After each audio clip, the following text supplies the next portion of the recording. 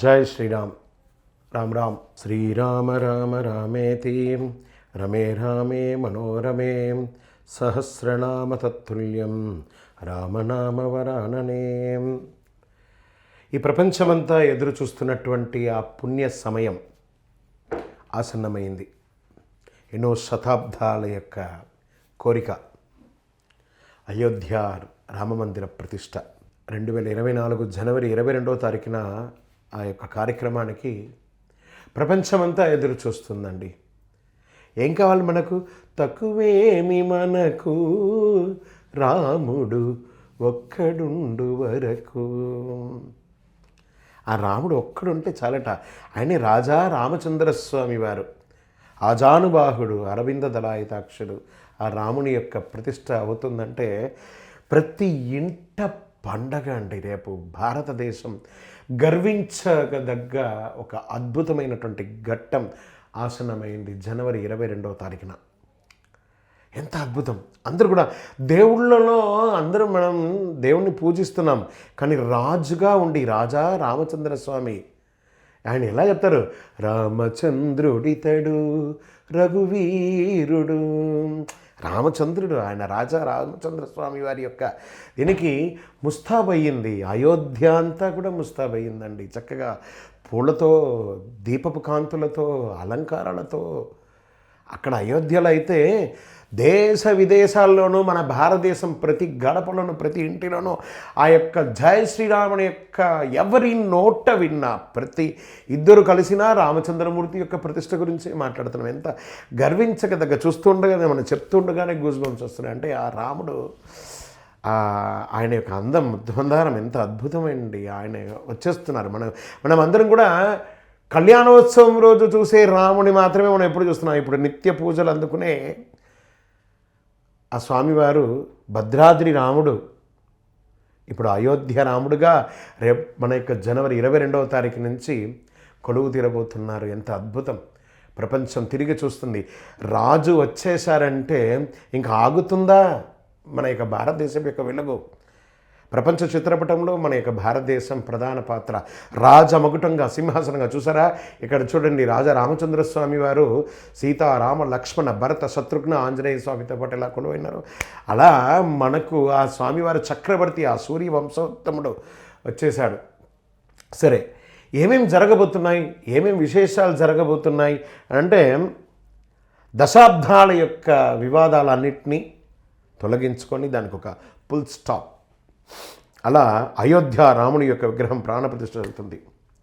దేశవ్యాప్తంగా ఉన్నటువంటి భక్తులందరూ ఉత్సాహంగా ఎదురు చూస్తున్నటువంటి ఒక అద్భుతమైనటువంటి ఘట్టం.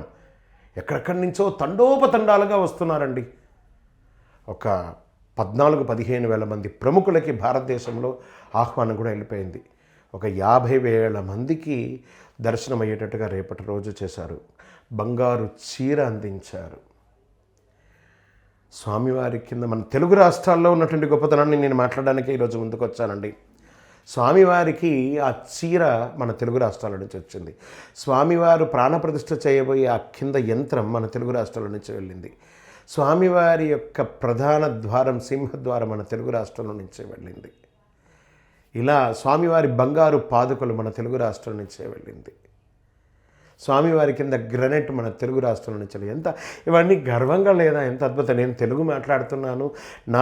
నా యొక్క జాతి గర్వించి ఒక మహానుభావుడు రాజా రామచంద్ర స్వామి వారికి నా వంతుగా కానుక అని చెప్పి ఒక్కొక్కరు ఎంత అద్భుతంగా ఇస్తారు. రామాలయంలో ప్రాణప్రతిష్ఠ చేస్తున్నటువంటి ఆ బలరాముని యొక్క విగ్రహం, శ్రీరామచంద్రుని యొక్క ప్రాణప్రతిష్ఠ మహోత్సవం అయోధ్య రామ మందిరంలో ప్రాణప్రతిష్ఠ కార్యం 12:20 ప్రాణప్రతిష్ఠ ప్రధానమైనటువంటి ఘట్టం. ఈ సమయంలో మనం ఏం చేయాలి? ఆ పంచగవ్య దీపంతో, నేతి దీపంతో రామజ్యోతిని వెలిగించి హారతి ఇద్దాం. మన ఇంటి పైన జెండా వెలిగిద్దాం. మామిడాకులు కడతాం, తోరణం కడతాం. ఇంటిల్లపాళి అందరూ కూడాను ఒక పండగ, దీపావళి పండగ ఎలాగో రేపు రామ కళ్యాణం, స్వామివారి యొక్క లోక కళ్యాణం జరగబోతుందండి. ఆ యొక్క ప్రాణ ప్రతిష్ఠ ఆ సమయంలో అందరూ కూడా మంగళారతి ఇస్తాం, వడపప్పు ఇస్తాం, పానకం ఇస్తాం, అన్నప్రసాద వితరణ చేస్తాం. మన యొక్క పరిసర ప్రాంతాలంతా కూడా పండగ వాతావరణం చేద్దాం. రేపటి రోజు రామాలయంలో ప్రాణ ప్రతిష్ఠ చేస్తే ఆ బలరాముడు అట్టహాసంగా జరుగుతున్నటువంటి ఈ కార్యక్రమానికి మనం కూడా అట్టహాసంగా ఉండాలి కదా. అలా కొత్త బట్టలు వేసుకొని, స్వామి మీకోసం మేమందరం 1000 కళ్ళతో ఎదురు చూస్తున్నామయ్యా రాజా రామచంద్ర స్వామి, మీ అనుగ్రహం, మీ దర్శన భాగ్యం మాకు కలిగించండి అని చెప్పి స్వామివారి దగ్గర మానసికంగా మనం అందరూ కూడా ప్రార్థన చేస్తాం, నగర సంకీర్తన చేస్తాం. జై శ్రీరామ్, జై శ్రీరామ్, జై శ్రీరామ్ అనే యొక్క నినాదంతో మారుమోగేటట్టుగా ప్రతి ఒక్కరిని పలకరించేటప్పుడు రామ్ రామ్ అని చెప్తాం. రామ్ రామ్ 27 ఉన్నట్టుగా 2 27 27 27 54 54 108 సార్లు చెప్పినాడు. రామ్ రామ్ అంటే 108 సార్లు రామనామస్మరణ చేసిన ఫలితాన్ని పొందుతారు. కాబట్టి ఎక్కడ చూసినా రామ్ రామ్ రామ్ రామ్ రామ్ రామ్ రామ్ రామ్. దీంట్లో ఒక గొప్పతనం ఉంది. ఆంజనేయ స్వామి దగ్గరికి ఆ స్వామివారు, రాజా రామచంద్ర స్వామి వారు తన యొక్క అవతార అవశేషానికి ముందు అందరికీ వారి వారికి క్రమానుసారం అన్నీ అందిస్తున్నారట. లవకుశులకి, లక్ష్మణ భరత శత్రుఘ్నులకి, తర్వాత విభీషణులకి అందరికీ అందిస్తున్నారట. అప్పుడు ఆ సీతమ్మ అంటుందట, స్వామి ఇంత లోక కళ్యాణానికి కారకుడు ఆంజనేయుడు కదా, మరి అతనికి ఏమైనా ఇస్తున్నారంటే మంచి టైంలో గుర్తు చేసావు తల్లి అని చెప్పి ఆ ఆంజనేయుడి దగ్గరికి రాజా రామచంద్ర స్వామి వారు వెళ్తూ ఉంటే తన నాదుడు, తన యొక్క దేవుడు వస్తున్నాడు అనగానే ఆ ఆంజనేయ స్వామి వారికి పులకించిపోతుందట రోమాలంతా. వచ్చి నిమురుతున్నాడట, నాయనా ఏంటయ్యా నేను నిన్ను, నా యొక్క రామావతారం అయిపోతుంది, నేను వైకుంఠానికి వెళ్తున్నాను, నేను నిన్ను తీసుకువెళ్ళాలి అని అనుకుంటున్నాను నాతో పాటు అంటే, అక్కడ నా రాముడు ఉంటాడా అంటే, అరే నేను రాముడుగా ఉండను నాయన, నేను మహావిష్ణు రూపంలో ఉంటానంటే, నా రాముడు ఉన్న చోటే నాకు వైకుంఠం, నా రాముడు ఉన్న చోటే ప్రపంచమన్నా. కానీ మరి ఏం కావాలి అంటే, నీ నామస్మరణతో చిరంజీవిగా ఉంటాను. ఏమయ్యా నా నామస్మరణ అంటున్నావు, నేనే నిన్ను పిలుస్తున్నాను. స్వామి రామచంద్ర, మీ యొక్క నామం యొక్క గొప్ప చెప్తాను. మీరు ఇచ్చినటువంటి అంగుళ్యాన్ని నేను బొగ్గులో పెట్టుకొని 7 సముద్రాలు తీసి అమ్మ జానకమ్మను చూశాను. కానీ మిమ్మల్ని నేను లంకకు తీసుకెళ్ళడానికి మీ యొక్క నామంతో జై శ్రీరామ్, శ్రీరామ్ అని చెప్పి రాసి ఒక రాతి మీద వేసి నీళ్ళలో వేస్తే అది ఫ్లోట్ అయ్యింది. ఆ రామ భక్తి అంత గొప్పదండి. ఎత్ర ఎత్ర రఘునాథ కీర్తనం తత్రత్ర ముఖమస్తకాంజలిం బాష్పవారి పరిపూర్ణచనం. మీ నామస్మరణ ఉంటే చాలు స్వామి, కలవు నామస్మరణ అంటే ఆ శ్రీరామ మంత్రమే అంత గొప్పది అన్నట్టుగా, అలాంటి రామ మంత్రమే ఇంత గొప్పదంటే సాక్షాత్ ఆ రాముడు ఇంకా ఎంత గొప్పవాడు. అలాంటి మహానుభావుడు వచ్చేస్తున్నాడండి ఈ యొక్క కలిలో. మనం అందరం ఎదురు చూస్తున్నటువంటి అయోధ్య రాముడు, అయోధ్యవాసి రామ్ రామ్ దశరథ నందన రామ్ రామ్. ఆ దశరథ నందనుడు వచ్చేస్తున్నాడు.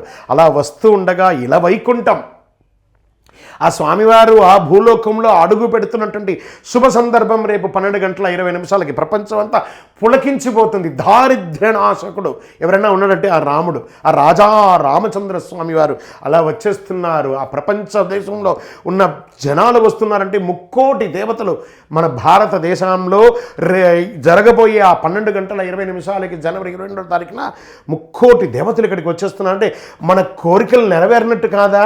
మనకు ఆశీర్వదించడానికి కలిలో 2024 ఒక గోల్డెన్ మైల్ స్టోన్ అని చెప్పచ్చు. ఎందుకు అంటే అది రాజా రామచంద్ర స్వామి వారు నా పుట్టినరోజు పలానా రోజు అని అంటే, నా రామచంద్ర స్వామికి ప్రతిష్ఠ చేసిన రోజు జనవరి 22, 2024 12:20 నా రామచంద్రుడు పురుడు పోసుకుంటున్నట్టాడు.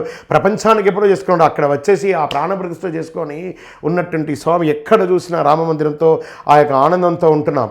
జై శ్రీరామ్ అనే ఆ జన్మ దీంట్లో ఎలా చేశాండి ఈ కార్యక్రమం అంతా కూడా శ్రీ రామ జన్మభూమి తీర్థక్షేత్ర ట్రస్ట్ మనలందరినీ ఆహ్వానిస్తుంది. ప్రాణప్రతిష్ఠ సమయంలో మీరు రాకపోయినా రేపటి నుంచి రావచ్చు మీరు దర్శనానికి అని చెప్పి మనకు ఆహ్వానం అడిగిస్తున్నారు. అయోధ్య రాముడి యొక్క ఆలయం ప్రతిష్ఠించిన విగ్రహాలన్నీ కూడా ఎక్కడి నుంచి వచ్చింది? కర్ణాటక శిల్పులు దాని అద్భుతమైనటువంటి శిల్పంగా 51 అంగుళాలతో రామ్లల్లా విగ్రహాన్ని తయారు చేశారట. చూడండి ఒక్కొక్క విశేషం ఈ యొక్క రాముడి దాంట్లో. శ్రీ రామనామస్మరణ వేద మంత్రోచ్చారణ మధ్య బాలరాముడి యొక్క విగ్రహం ఆలయం గర్భగుడిలో తీసుకుపోయి రామ్ రామ్ రామ్ జై శ్రీరామ్ జై శ్రీరామ్ చెప్పి ఆ గర్భాలయంలో చేర్చారు. తన సింహాసనాన్ని అధిష్ఠించడానికి సిద్ధమైనటువంటి రాజా రామచంద్ర స్వామికి జై అనే యొక్క నినాదంతో ఈ జాతి గుర్తించి గర్వపడే ఒక అద్భుతమైనటువంటి ఘట్టం 22 జనవరి 2024 12:22 అయోధ్య ప్రభు శ్రీ రామచంద్రమూర్తికి జై అనేటట్టుగా చాలామంది ఈ విగ్రహాన్ని చూసి తమ జీవితంలో నేను పొందినటువంటి ఆనందం ఈ ప్రపంచమంతా పొందాలని ఆనందపడుతున్నారు. వందల తరాల కోరిక అండి ఇది. రామమందిరం ప్రతిష్ఠ వేడుక ఎలా జరుగుతుందంటే కలియుగ వెంకటేశ్వర స్వామి వారైనటువంటి కలియుగ వెంకటేశ్వరుడు వారి యొక్క సన్నిధానం నుండి 1,00,000 మందికి లడ్లు ప్రసాదం. ఎంత గొప్ప అండి అది, చాలా గొప్ప కదా. 1,00,000 ప్రసాదం, తీర్థాలు, ప్రపంచ దేశంలో ఉన్నటువంటి అన్ని నదీ జలాలతో స్వామివారికి అభిషేకం. ఆ యొక్క విగ్రహాన్ని ఆ శిల్పి ఆ ఉల్లితో కొట్టి అవన్నీ చేస్తూ ఉంటారు కదా. ఆ ప్రాణప్రతిష్ఠ చేసినప్పటికీ స్వామివారికి మంగళ స్నానం, ఆ మంగళ స్నానాల్లో వివిధ జలాలతో, సప్తమతృకులతో, ఆ యొక్క నదీ జలాలు, సముద్ర జలాలు, అన్ని జలాలతో స్వామివారికి ఇలా గంగే చయమునే చైవ గోదావరి సరస్వతి నర్మదా సింధు కావేరి జలేస్మిన్ సన్నిధింగురు అని చెప్పి రాముడికి అభిషేకం జరగబోతుంది. ఆ యొక్క విగ్రహాన్ని పునీతం చేయబోతున్నారు. మన యొక్క దీంట్లో ఇంకా చెప్తున్నాను చూడండి. ఇక్కడ ఈ దేవాలయానికి ఒక యువ అర్చకుడు, ఎంత అద్భుతం అండి. చిన్న ఒక బ్రహ్మచారి కుర్రోడు ఎలా అతనికి గురించి ఈ కాలంలో రామమందిర పూజారిగా ఒక యువ అర్చకుడిని ఎంపిక చేశారు. అయోధ్య రామమందిరం పూజారిగా యూపీలో గజియాబాద్కు చెందిన అర్చక విద్యార్థి మోహిత్ పాండే. చిన్న కుర్రోడు, ఎంత అతను చూస్తేనే సగం రాముడిగా కనబడుతున్నాడు. మోహిత్ పాండే తన విద్యాభ్యాసం నేర్చుకుంటూ ఇంకనూ తిరుమల తిరుపతి దేవస్థాన వేద పాఠశాలలో వేద విద్య అధిష్ఠించి చక్కగా చదువులు తిరుపతి పూర్తి చేశారు. అతి చిన్న వయసులోనే మోహిత్ పాండే ప్రతిష్టాత్మక అయోధ్య రామ మందిర వారసత్వాన్ని, ఆ యొక్క పూజారిగా వారసత్వాన్ని పొందబోతున్నాడండి. ఎంత భాగ్యం. మన తెలుగు రాష్ట్రాల్లో నుండి వేదం చదువుకొని వెళ్ళి అయోధ్య రాముడికి పూజ చేయడం అంటే మనం చేసుకున్న గొప్ప కాదా ఇది?